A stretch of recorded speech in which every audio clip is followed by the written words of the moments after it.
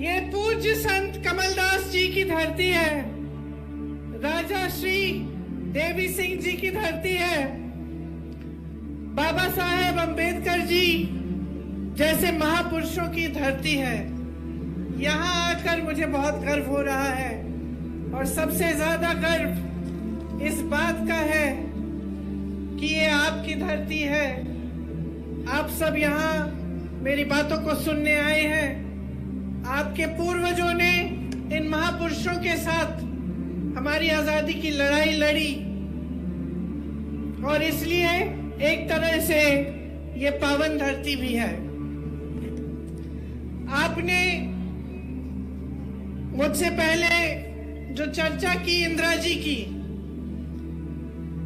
आप सब जानते हैं कि मैं इंदिरा जी की पोती हूं। इसमें ताली बजाने का। आप उनको बहुत मानते थे और जितना आप उनको मानते थे, जितनी श्रद्धा आपके दिल में उनके लिए थी, उतनी ही श्रद्धा इस देश की जनता के लिए, खास तौर से मेरे आदिवासी भाई बहनों के लिए इंदिरा जी के दिल में थी। तो आज उनके गुजर जाने के 30 साल से ज्यादा गुजर गए हैं, लेकिन आप फिर भी उन्हें याद इसलिए करते हैं क्योंकि आप जानते हैं कि उनके दिल में आपके प्रति जो श्रद्धा थी वो एक गहरी और असली श्रद्धा थी।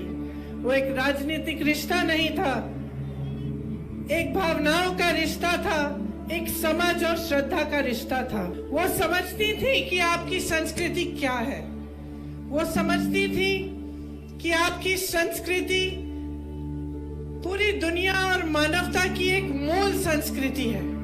प्रकृति की रक्षा, प्रकृति का आदर, चाहे जंगल हो, चाहे जल हो, चाहे जमीन हो, चाहे जानवर हो, सबका आदर करते हुए आपने अपने जीवन जिए और हमेशा कहती थी कि यही संस्कृति इस दुनिया की सबसे अच्छी संस्कृति है। तो उन्होंने कभी आपकी संस्कृति को बदलने की कोशिश नहीं की, उस पे कुछ थोपने की कोशिश नहीं की, हमेशा उसका आदर किया और उसी की तहत आपके लिए उन्होंने नीतियां बनाई। इसी तरह से चाहे पंडित जवाहरलाल नेहरू थे, चाहे उसके बाद राजीव गांधी जी थे, उन्होंने भी इसी तरह से आपकी संस्कृति का आदर किया। आपके लिए जो नीतियां लाए उनसे आपकी भलाई हुई, आप आगे भी बढ़ पाए और साथ साथ जो आपकी परंपराएं थी, जो आपकी संस्कृति थी, उसको आप बचा भी पाए। आज जब मैं यहाँ आ रही थी तो मैंने देखा कि बहुत सारे नौजवान खड़े हैं रास्ते में, सड़कों पे, और यहाँ भी मैं बहुत नौजवानों को देख रही हूँ। मैं आपसे पूछना चाहती हूँ कि आप में से कितने ऐसे लोग हैं जिन्हें मध्य प्रदेश की सरकार ने रोजगार दिया है? जरा हाथ उठा के बताइए। रोजगार मिला? नहीं मिला है। और कितने ऐसे नौजवान हैं जिन्होंने भर्ती की जो वो प्रतियोगिताएं हैं वो की है और पढ़ाई बीए, एमए, बीएससी, एमएससी तक की है? जरा हाथ उठाओ। तो तकरीबन सारे पढ़े लिखे हैं। और पढ़ाई आपने कैसे की? आपके माँ बाप ने मेहनत की आपको पढ़ाने लिखाने के लिए, आपकी फीस भरने के लिए खूब मेहनत करनी पड़ी। कुछ किसान होंगे, कुछ नौकरियां कर रहे होंगे कहीं, सबने आपके लिए मेहनत की आपको आगे बढ़ाने के लिए। तो देखिए, सबसे महत्वपूर्ण बात क्या है जो आज आपको समझनी है? आपकी जो बड़ी बड़ी समस्याएं हैं वो क्या है? सबसे पहले तो भयंकर बेरोजगारी है।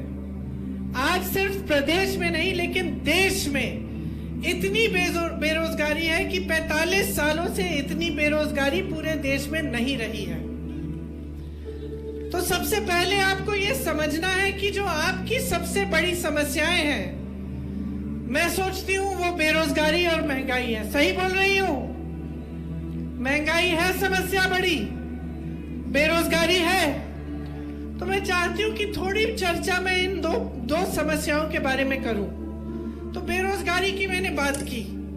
अब आप अपने प्रदेश में अगर देखेंगे तो तमाम सरकारी पद खाली पड़े हुए हैं। चाहे स्वास्थ्य व्यवस्था में देखें आप तो हर स्तर पर, मतलब हर स्तर पर 90% से ज्यादा पद खाली पड़े हैं।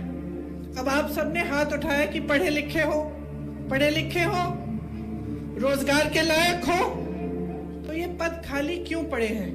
ये सवाल उठाना जरूरी है कि सरकारी पद इतने खाली हैं, कहीं 90%, कहीं 80%, कहीं 75%। तो आज तक जब 18 सालों से भाजपा की सरकार चल रही है तो ये पद भरे क्यों नहीं गए हैं? सबसे पहला सवाल तो ये है। दूसरा सवाल कि अगर आपको रोजगार मिल रहे हैं, नहीं मिल रहे हैं, तो इसकी वजह क्या है? क्योंकि ऐसी बात तो नहीं है कि कभी रोजगार नहीं मिले। एक जमाना था, शायद आपके दादों का जमाना, जहां लोगों को छोटे मोटे सरकारी रोजगार मिल जाते थे। कोई पियन का काम करता था, कोई सरकारी किसी बड़ी कंपनी में काम ले लेता था। उसके बाद आस्ते आस्ते वो कमा के, मेहनत करके अपने बच्चों को पढ़ाता लिखाता और उसके बच्चे आगे बढ़ के कोई और बड़ी नौकरी ले लेते। और वो नौकरियां जिन्होंने गरीबी से तमाम जनता को निकाला, ज्यादातर उस जमाने में कहां से आती थी? अगर आप सोचेंगे तो आपको पता चलेगा, गंभीरता से देखेंगे तो आपको पता चलेगा तो कि ज्यादातर जो सरकारी बड़ी बड़ी कंपनियां होती थी उनमें से नौकरियां निकल आती थी। उस समय जो बड़े बड़े उद्योगपति थे उनके नाम सब जानते होंगे, टाटा, बिरला।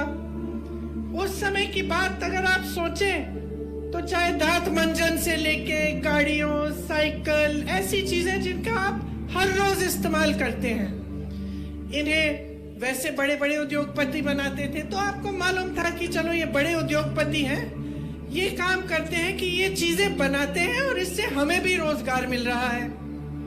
तो आपको ऐसी फैक्ट्रीज से, ऐसी कंपनियों से रोजगार मिलता था। तो या तो बड़ी बड़ी सरकारी कंपनियां थी, या अगर निजी उद्योगपतियों की थी तो वो चीजों को बनाने का काम करते थे, जिनको आप जहां पे लेबर की जरूरत होती थी तो आप लोगों को वहां पे भी अपने मेहनत के बल पर नौकरियां मिल जाती थी। तो आज क्या हो रहा है? आज आप बड़े बड़े उद्योगपतियों के नाम जानते हैं कि नहीं? बताइए, कौन है सबसे बड़े उद्योगपति देश के? अडानी जी। और कोई बता सकता है मुझे कि क्या बनाते हैं? क्या बनाते हैं? गाड़ी, दांत मंजन, ये खंबे, ये लाउड स्पीकर, घर के लिए से क्या बनाते हैं? सीमेंट। क्या बनता है? बेवकूफ बनाते हैं। चलो ये भी एक जवाब है। आप ये नहीं कह सकते कि क्या बनाते हैं, क्योंकि इनके साथ क्या हो रहा है? जो देश की जनता की जो संपत्ति थी, जो बड़े बड़े सरकारी उद्योग थे, जिनको आपकी मेहनत से बनाया गया, आपके लिए रोजगार बनाने के लिए, उनको मुफ्त में सौंपा गया है। कौड़ियों के दाम पे उनको दिया गया है। एक के बाद एक, चाहे आप BHEL लें, आप HAL लें, चाहे रेलवेज लें, जहां से आपको रोजगार मिलता था वो तो उनको सौंप दिए। आपकी संपत्ति उनके पास हो गई। वो कुछ बनाते नहीं है। जो आपने बनाया, इस देश ने बनाया, चाहे वो बंदरगाह हो, चाहे वो एयरपोर्ट हो, चाहे कोई भी बड़ी चीज ले लीजिए, वो उनको सौंपी जा रही है। तो आपके रोजगार कहां से आएंगे? छोटे उद्योगपतियों से, जो छोटे छोटे कारोबार चलाते हैं। लेकिन इस सरकार ने तो उनको भी खत्म कर डाला। सोचिए, पहले नोटबंदी लाए, अब जो छोटे दुकानदार हैं, यहाँ जो तमाम छोटे छोटे बिजनेस हैं, सबसे ज्यादा नुकसान नोटबंदी का किसने झेला? उन्होंने झेला। फिर कोविड आया, कोरोना, फिर से उन्होंने नुकसान झेला। अब सरकार पे दायित्व होता है कि आप नुकसान झेल रहे हैं, आपकी मदद करें। मदद नहीं हुई, ऊपर से GST आ गई। जीएसटी क्या है? जीएसटी वो टैक्स है जिसने छोटे दुकानदारों और छोटे बिजनेसों के नाक में दम कर दिया। वो टैक्स है जो आप हर छोटी सी छोटी चीज पर आप देते हैं। चाहे देश का किसान हो, डीजल, पेट्रोल, खाद, सब पे जीएसटी, ट्रैक्टर जीएसटी, हर चीज पे जीएसटी। चाहे आप दिवाली आ रही है, आपको कुछ खरीदने जाना है, त्योहार है, मेरी बहनें बैठी हैं, धनतेरस आएगा, आपके त्योहार है, आप कुछ खरीदना चाहते हैं, दुकान जाना चाहते हैं, त्योहार को मनाना चाहते हैं, आप जो भी चीज खरीदेंगे उस पे आज जीएसटी है। और जीएसटी वो टैक्स है जिससे महंगाई बढ़ती चली जा रही है। महंगाई इतनी बढ़ रही है कि जब आपको दुकान जाना पड़ता है, कुछ खरीदना पड़ता है, तो ये डर लगता है दिल में कि भाई मैं खरीद भी पाऊंगी। कि आपको अगर घर के लिए कोई आ रहा है, घर पे मेहमान आ रहा है, खाना बनाना है, कुछ 8-10 लोग आ रहे हैं, तो मन में आप सोचते होंगे कि ये 2-3 चीजें बनाऊंगी। दुकान जाती हैं तो आधी चीजें आप खरीद नहीं पाती। आप आज देख रहे हैं, पहले टमाटर का कितना दाम बढ़ गया था, अब प्याज का कितना बढ़ गया है। एक जमाने में मोदी जी खुद कहते थे, जब कांग्रेस की सरकार थी, कि देखेंगे सचिन सेंचुरी पहले मारेगा वर्ल्ड कप में या प्याज सेंचुरी मारेगी, कहते थे ना। अब मैं उनसे पूछना चाहती हूँ कि विराट ने तो सेंचुरी मार ली, प्याज की भी सेंचुरी हो गई, सरकार आपकी है, अब क्या बोलते हो? अब तो मुंह बंद हो गया। अब कोई सड़क पे उतर नहीं रहा है गैस के सिलेंडर को लेकर, क्योंकि जो सिलेंडर 400 में मिल रहा था उसे आप 12 से 1400 में दे रहे हैं। और चुनाव आने लगा, चुनाव के 2 महीने पहले चलो उसका दाम घटा दिया, 400 कर दिया। तो अगर 2 महीने पहले कर सकते थे तो इतने सालों से क्यों नहीं किया? तो अगर महंगाई कम करना आपके हाथों में है, तो ये जो 18 सालों से आप सरकार चला रहे हैं, जिसमें महंगाई बढ़ती चली जा रही है, देश का किसान परेशान है, देश का मजदूर परेशान है, देश का दुकानदार परेशान है, आपने कुछ नहीं किया। अब चुनाव आ रहा है तो घोषणाओं पे घोषणा। और मैं देख रही थी कि इस सरकार ने 22,000 घोषणाएं की हैं। जरा बताइए मुझे, 22 इन्होंने पूरी की है? 22 भी नहीं की। तो ये हुई महंगाई और रोजगार की बात, कि जो रोजगार बनाने के माध्यम थे उनको इन्होंने खत्म कर डाला। खेती किसानी भी थी, एक जमाने में लोग खेती से कमा लेते थे, आजकल बेचारा किसान कमा नहीं पा रहा है खेती से, पलायन करके जा रहे हैं उसके बेटे। और जिनके बेटे जवान बनने के लिए तैयारी किए, खूब उन्होंने संघर्ष किया कि हमारी भर्ती हो जाएगी, उनके लिए ये स्कीम ले आए, अग्निवीर की स्कीम, कि 4 साल करो सेना में काम और फिर घर लौटाओ। तो आपको सोचने की जरूरत है कि ये सरकार आपके लिए कर क्या रही है। अब ये आदिवासियों का क्षेत्र है, आपका क्षेत्र है। मैं आपको बताना चाहती हूँ कि कुछ दिनों पहले मैं छत्तीसगढ़ में थी। छत्तीसगढ़ में कांग्रेस की सरकार है और मुझे गर्व होता है इस चीज को कहने में, और सब जगह मैं कहती हूँ कि जहां भाजपा की सरकार ने, जहां भाजपा की सरकार है, उन प्रदेशों में जो देश की और प्रदेश की संपत्ति है, मतलब जो आपका पैसा है, वो आपसे छीन के, देश के गरीब से छीन के, देश के किसान से छीन के, देश के मिडिल क्लास से छीन के बड़े बड़े उद्योगपतियों को दिया गया है। और छत्तीसगढ़ में जहां कांग्रेस की सरकार है, वहां आपकी संपत्ति वापस आपकी जेब में डाली गई है। क्योंकि जो हमारी नीतियां हैं वो यही करती हैं। वहां के आदिवासी क्षेत्र बस्तर को देखिए, आज बस्तर का नाम दुनिया भर में फैला हुआ है। वहां एक बड़ी प्रोडक्शन कंपनी लगाई मिलेट की, रागी की। उनका जो रागी वहां पे बनता है आज दुनिया भर में बिक रहा है। आपको क्या, जो वन के उपज हैं उसके लिए आपको न्यूनतम समर्थन मूल्य मिलता है कि नहीं? बताइए, नहीं मिलता। छत्तीसगढ़ में 67 वन उपज के लिए न्यूनतम समर्थन मूल्य मिल रहा है। धान के लिए सबसे ज्यादा पूरे देश में 2400 रुपए से ज्यादा मिल रहा है छत्तीसगढ़ में। आपके आदिवासी क्षेत्रों को आगे बढ़ाया गया है। सबसे बड़ा जो आदिवासी संस्कृति का जो मेला लगता है इंटरनेशनल, पूरे दुनिया भर के जो आदिवासी लोग हैं वहां आते हैं, वो छत्तीसगढ़ में आज लगता है। और आपकी संस्कृति को आगे बढ़ाने के लिए क्या नहीं किया। यहाँ आवारा पशु की आपके समस्या है कि नहीं है? खेत चरते हैं आवारा पशु। अच्छा, ये जो समस्या है ना कि रात को दिन में जो आवारा पशु घूम के आपके खेत को चर जाता था, ये बहुत बड़ी समस्या थी छत्तीसगढ़ में। तो वहां के जो मुख्यमंत्री हैं और जो कांग्रेस की सरकार है, उन्होंने तय किया कि इस समस्या को हम दूर करना चाहते हैं। तो उन्होंने ऐसे गौठान बनाए जिसमें मेरी बहनें, जब मैं वहां की बहनों से मिलती हूँ, खास तौर से आदिवासी क्षेत्र की, मुझे कहती हैं कि 1-1 लाख से 6-6 लाख रुपए कमा रही हैं, क्योंकि गौठान बनाए, गोबर खरीदी आवारा पशुओं की। आप अगर आप पशु रखेंगे तो आपसे सरकार ने गोबर खरीदी, आपसे गोबर खरीदी। वहां पे जो स्वयं सेवा समूह है वहां उन्होंने काम कराया गौठानों में, और गौठान में से बहुत चीजें ऐसी बनाई जो काम की हो गई। तो हर तरफ से आपको मजबूत बनाने का प्रयास किया, और इसका नतीजा ये निकला कि जनता खुश है। नतीजा ये है कि छत्तीसगढ़ में से जो पलायन होता था, जो नौजवान सब दूर जाते थे नौकरी रोजगार ढूंढने के लिए, वापस आने लगे हैं।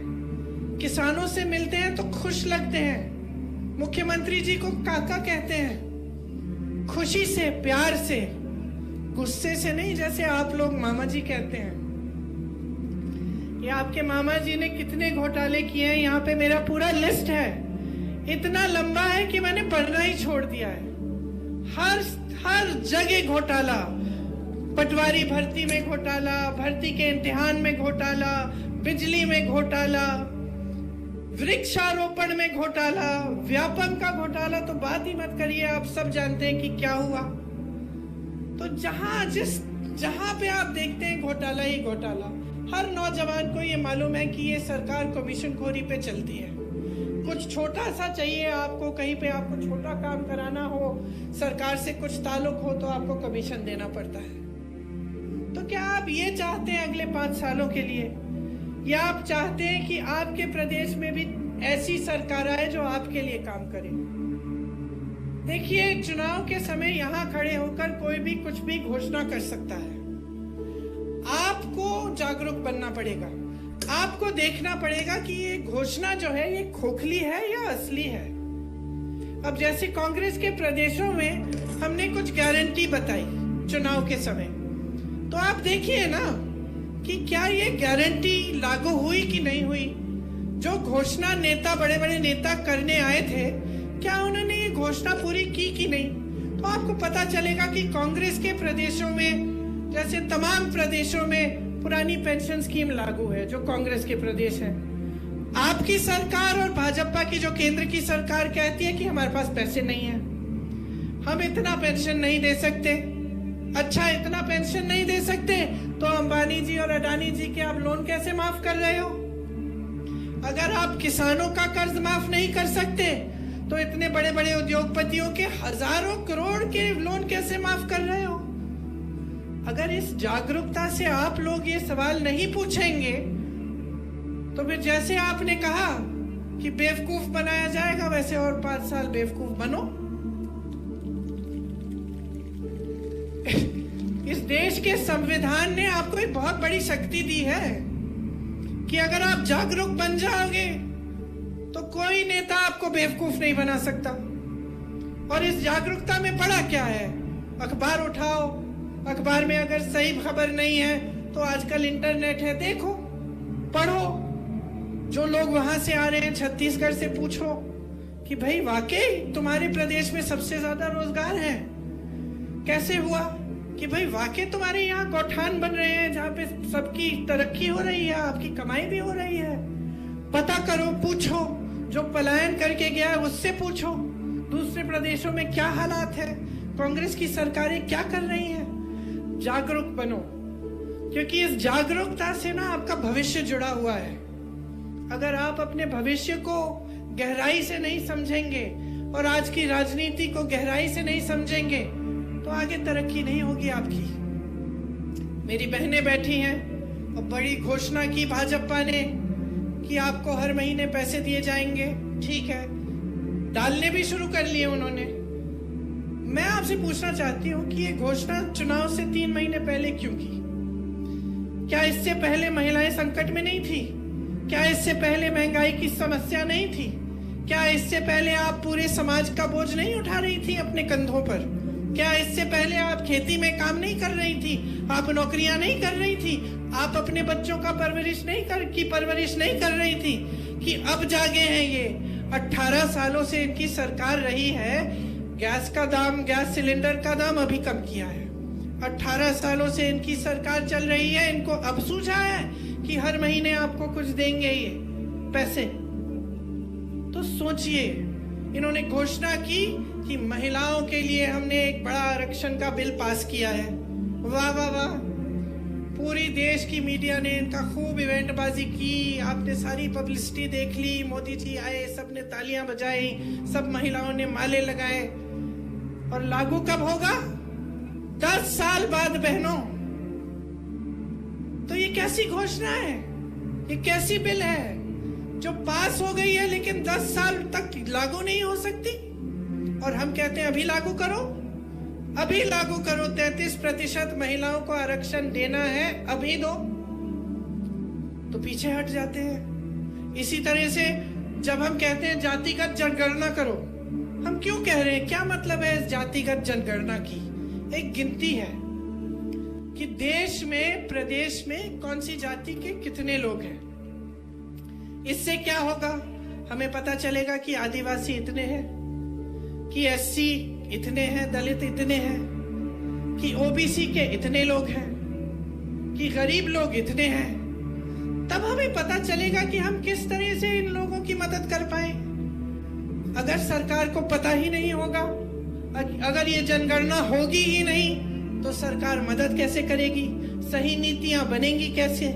तो बिहार में गिनती हो गई, बिहार की प्रदेश की सरकार ने गिनती की, पता चला कि 84% ओबीसी, आदिवासी और दलित है। अब आप सोचो, अगर बिहार में 84% ओबीसी, आदिवासी और दलित हैं, तो लगभग पूरे देश में ही इतना होगा, थोड़ा सा ऊपर नीचे होगा।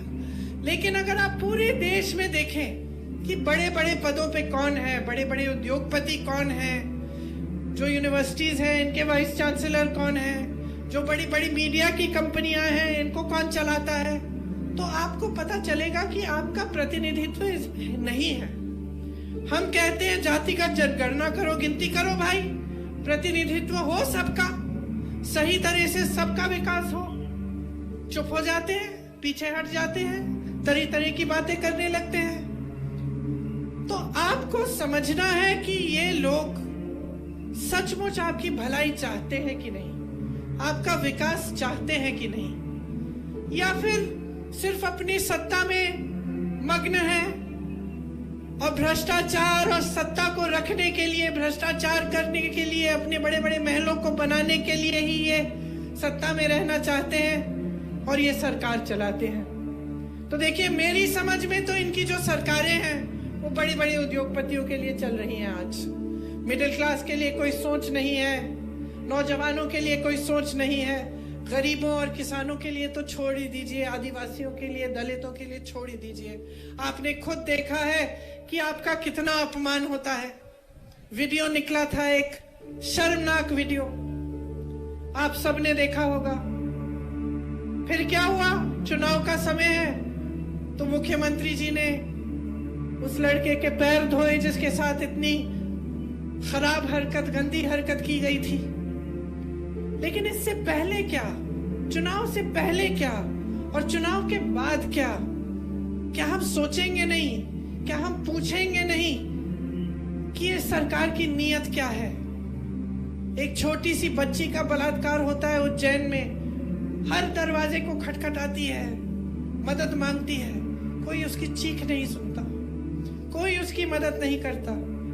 महिलाओं पे, मेरी बहनें, इतना अत्याचार है मध्य प्रदेश में। आज हर रोज 17 महिलाओं का बलात्कार होता है आपके प्रदेश में, हर रोज। सुरक्षा ही नहीं है। बड़ी बड़ी बातें हो रही हैं आरक्षण की, लेकिन सुरक्षा नहीं दे पा रहे हैं। तो अब आप समझिए कि आपका प्रदेश कहां पे है। 18 सालों से आपने देख लिया है, भ्रष्टाचार भुगत लिया है, महंगाई भुगत ली है, बेरोजगारी भुगत ली है। अब आपके सामने एक चुनाव है, आप चुनिए। आपको 5 साल और इन्हें मौका देना है कि आपका अत्याचार बढ़े, आप पे अत्याचार बढ़े, बेरोजगारी बढ़े, महंगाई बढ़े और आप आगे न बढ़ पाए। इनके महल बनते जाए बड़े बड़े, ये भ्रष्टाचार करते रहे। कहीं 200 करोड़, कहीं 500 करोड़, कहीं आपने अब कल वीडियो एक जारी हुआ है एक केंद्र के कृषि मंत्री के बेटे का, आपने देखा होगा। हजारों करोड़, 100 करोड़ की बातें हो रही हैं। वहां अडानी जी 1600 करोड़ रुपए कमा रहे हैं एक दिन में, सुनिए, एक दिन में। और देश का किसान 27 रुपए कमा रहा है। देश का किसान 27 रुपए एक दिन कमाता है और अडानी जी सरकार की मदद से 1600 करोड़ रुपए कमा रहे हैं। मोदी जी लाखों के सूट पहनते हैं, 8000 करोड़ रुपए के हवाई जहाज में घूमते हैं। उनको घूमने के लिए 2 हवाई जहाज उन्होंने खरीदे हैं। 8000 करोड़ रुपए का एक, 16,000 करोड़ रुपए के 2 हवाई जहाजों में एक इंसान हमारे प्रधानमंत्री मोदी जी घूमते हैं। 20,000 करोड़ का इन्होंने खर्चा किया किस में? संसद को नया बनाने में, उसके सुंदरीकरण में। जो संसद पहले था वो 70 सालों से अच्छा खासा चल रहा था। ठीक है, उसकी कुछ मरम्मत करानी थी, करा देते। 20,000 करोड़ रुपए आप खर्च रहे हैं सुंदरीकरण करने में, बड़ी बड़ी इमारतें बना रहे हैं, और आप कहते हैं कि किसानों का बकाया नहीं दे सकते, किसानों का कर्ज माफ नहीं कर सकते। तो ये परिस्थितियां हैं। अब अगर आप सोचते हैं कि हम कांग्रेस पार्टी हैं, हम तो भाजपा की आलोचना करेंगे ही, चुनाव है, हमें तो कहना है, तो ठीक है, हमारी बातों पे मत जाइए, लेकिन अपनी जागरूकता तो बढ़ाइए। आप खुद देखिए कि आपके साथ क्या हो रहा है। क्या आपके जीवन में इन पिछले 5-6 सालों में तरक्की आई है कि नहीं? इस सवाल का जवाब दे दो मुझे, आई है कि नहीं? सुनाई नहीं दे रहा मुझे, और जोर से बोलो। नहीं आई है, पिछले 5 सालों में नहीं आई है। क्या इससे पहले जो 5 सालों से इनकी सरकार थी उसमें आई थी? नहीं आई। और उससे पहले नहीं आई। 18 सालों से इनकी सरकार है। बीच में 15 महीनों के लिए आपने कांग्रेस की सरकार जो चुनी थी उसे भी रिश्वत दे देकर उसे भी गिरा दी इन्होंने। तो 18 सालों की जो इनकी सरकार है, इसमें आपकी तरक्की नहीं हुई ना, तो क्या उम्मीद रख रहे हैं कि आप अगले 5 सालों में होगी? तो आपको दिख नहीं रहा है कि जितनी भी घोषणाएं आपके सामने की जा रही हैं सब खोखली हैं, सब खोखली हैं बहनों और भाइयों। सब अपने में ही खुश हैं, अपनी सत्ता बढ़ाना चाहते हैं, अपने बड़े बड़े महल बनाना चाहते हैं, अपने बच्चों को विदेश में पढ़ाएंगे, वहां रोजगार दिलवा देंगे, हजारों करोड़ के अपने लोन माफ करवा लेंगे, लेकिन आपकी तरक्की नहीं हो रही है। तो मैं सिर्फ एक चीज कहती हूं आपको, वोट नहीं मांगूंगी, जागरूकता मांगूंगी आपसे, और एक ही चीज कह के जाऊंगी,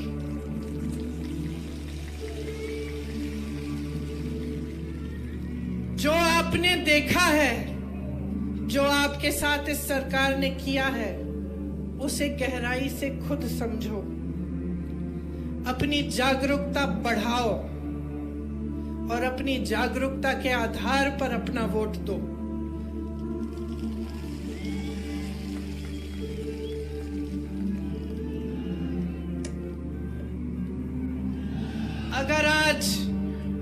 अगर आज आप इंदिरा जी को याद करते हैं तो शुरू में मैंने कहा इसलिए नहीं याद करते कि वो आपके सामने खोखली घोषणाएं करती थी, इसलिए याद करती हैं क्योंकि उन्होंने आपके जल, आपके जंगल, आपके जमीन पर आपका जो अधिकार था वो वापस दिया, आपको जमीन के पट्टे दिए और कोई एहसान नहीं किया आप पे। उनकी समझ थी, उनकी श्रद्धा थी आपके प्रति। उन्होंने कहा आपका अधिकार है, आपको मिलना चाहिए। उन्होंने ये नहीं कहा कि मैं दे रही हूं, उन्होंने कहा ये आपका अधिकार है, अपने हाथों में लो। कांग्रेस की सरकारों ने हमेशा आपके अधिकारों को आपके हाथों में दिया है। भोजन का अधिकार, नौकरी जब आपको नहीं मिल रही थी, बाहर पलायन जब करना पड़ता था, तो आपको मनरेगा बना के की नीति दी। क्या थी वो? कि आपको गांव में रोजगार मिले। ये आपका अधिकार था। कांग्रेस की सरकार ने कहा कि सबका अधिकार है कि रोजगार कम से कम 100 दिन का मिलना चाहिए, इसीलिए आपको मनरेगा की नीति बना के दी। इन्होंने कमजोर की। तो जो आपका अधिकार है वो आप समझिए। कौन सी सरकार आपका अधिकार आपके हाथों में देना चाहती है, और कौन सी सरकार पुराने जमाने के राजाओं की तरह आपके सारे अधिकार लेकर अपने हाथों में सिर्फ सत्ता के लिए चाहती है। आप समझिए, जब आप गहराई से सोचेंगे और समझेंगे तो मैं जानती हूं कि आपका वोट सिर्फ और सिर्फ कांग्रेस पार्टी को जाएगा, क्योंकि हमारे दिलों में आपके लिए श्रद्धा है। हम जानते हैं कि आपने हमें बनाया है। हम जानते हैं कि इस मंच पे बैठा हर एक नेता यहां नहीं खड़ा होता अगर आपने नहीं खड़ा किया होता। लेकिन अफसोस की बात यह है कि चुनाव के समय आज की जो राजनीति है वो आपका ध्यान भटका रही है। चुनाव आता है, अचानक धर्म की बातें शुरू, जाति की बातें शुरू, अजीब अजीब सी फिजूल की बातें शुरू, खोखली घोषणाएं शुरू, काम की बातें नहीं हो रही हैं। तो आपको जवाबदेह बनाना पड़ेगा नेताओं को। समझ रहे मेरी बात? अगर हमें एहसास हो सकता है कि आपने हमें यहां खड़ा किया है, तो भाजपा के एक एक नेता को एहसास दिलाओ कि जब तक आपके लिए दिन रात एक करके काम नहीं करेंगे, जब तक आपके लिए सही नीतियां नहीं बनाएंगे, जब तक आपका पैसा वापस आपकी जेब में नहीं डालेंगे, जब तक इन बड़े बड़े उद्योगपतियों से आपकी संपत्ति लेकर वापस आपको नहीं देंगे, तब तक आप फिर से इनको इस मंच पे खड़ा नहीं होने देंगे। आपका वोट आपका है, कीमती वोट है, आपकी जिम्मेदारी है और आपके देश के प्रति आपका कर्तव्य है। इस वोट को आप ऐसे इस्तेमाल करिए जैसे एक अर्जुन अपनी नजर को, अपने ध्यान को केंद्रित करके तीर चलाता था, उस तरह से अपने वोट को चलाओ। ये वो तीर है जिसके सही लगने से आपका भविष्य मजबूत बन सकता है। आप मेरी बातों को बहुत ध्यान से सुन रहे हैं, इसलिए मेरे यहाँ के जो मध्य प्रदेश के नेता हैं, बाद में मुझे डांटे ना कि मैंने गारंटी की बात नहीं की। तो मैं आपको, जो यहाँ पे हम कांग्रेस आपको गारंटी देना चाहती है, उसकी भी थोड़ी सी बात करके सुनाऊंगी। जैसे बहनें, अभी 2 महीनों पहले सरकार ने घोषणा की है कि आपके खातों में कुछ पैसे डाले जाएंगे हर महीने, और इस हड़बड़ी में कि चुनाव हार रहे हैं, उन्होंने डालना भी शुरू किया है। अच्छी बात है, कोई बात नहीं। लेकिन उन्हीं की तरह हमारी एक घोषणा है कि प्रति माह आपको 1500 रुपए मिलेंगे।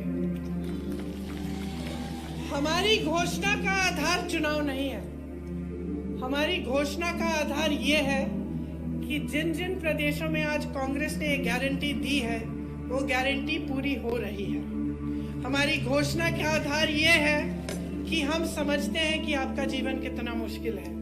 बहनों, मैं समझती हूँ, क्योंकि मैं भी महिलाओं हूँ, और चाहे बड़ी घर की महिला हो, चाहे छोटे गांव की हो, चाहे कहीं की भी हो, उसको ये समझ होती है कि पूरी परिवार का, समाज का बोझ वो उठाती है। दिन रात काम करने वाली महिला होती है,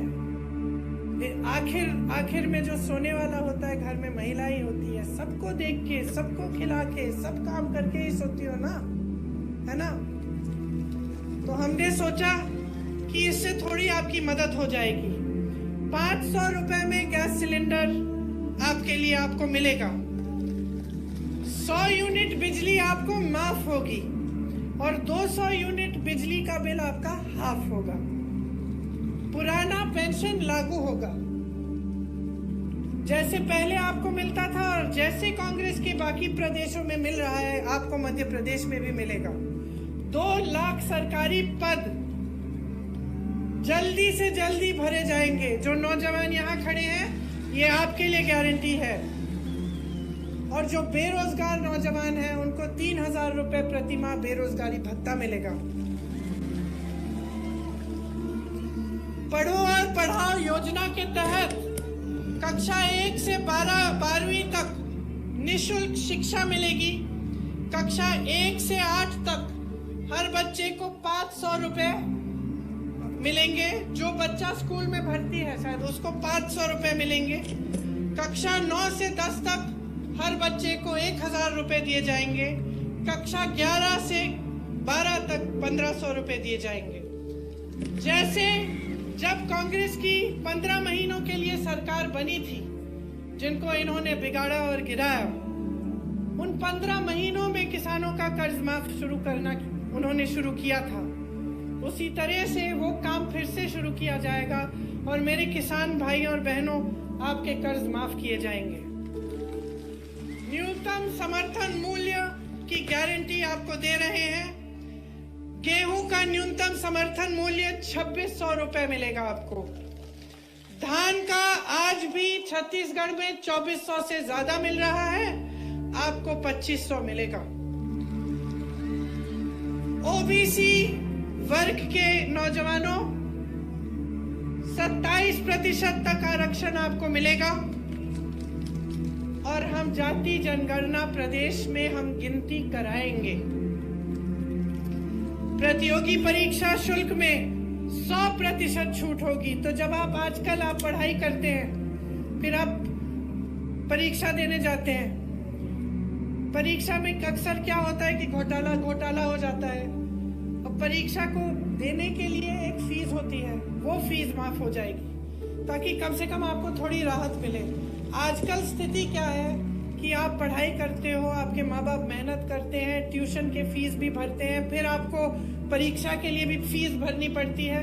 और जैसे मैंने कहा, अक्सर होता है कि कोई घोटाला हो गया या भर्ती नहीं निकली तो और भी मुसीबत बढ़ जाती है। तो इसलिए हमने सोचा कि 100% आपको परीक्षा की शुल्क में आपको छूट मिलेगी। परिवार सहित 25 लाख रुपए तक का बीमा मिलेगा और 10 लाख तक दुर्घटना बीमा। ये आज राजस्थान में हो रहा है।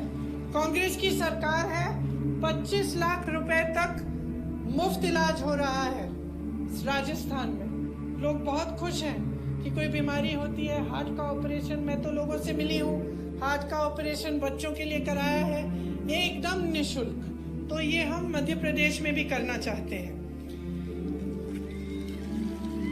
SC, ST, OBC के खाली पड़े बैकलॉग पदों के लिए हम चाहते हैं कि जल्दी से जल्दी ये भरे और हम ये गारंटी देते हैं कि हम इस काम को करेंगे। तो हमने, जैसे मैंने कहा, आप जागरूक बनिए, मेरी बातों पे मत चलिए, पता करिए क्या कांग्रेस के प्रदेशों में ये गारंटी लागू हो रहे हैं और आपको पता चलेगा कि आज ये सब काम हो रहा है। तो जिस दिन आप वोट डालने जाएंगे, मेरी बातों को याद रखना, जागरूकता से, ठीक ढंग से सोच समझ के एक ऐसी सरकार को लाइए जो आपके लिए काम करके दिखाए। आप मौका दीजिए तो हम सब आपको आगे बढ़ाकर आपका विकास कर दिखाएंगे। आप सबको बहुत बहुत धन्यवाद। बहुत ध्यान से मेरी बातें सुनी है, आशा है याद भी रखोगे, याद रखोगे। ठीक है, कभी चुनाव के बाद भी वापस आऊंगी। धन्यवाद। जय हिंद।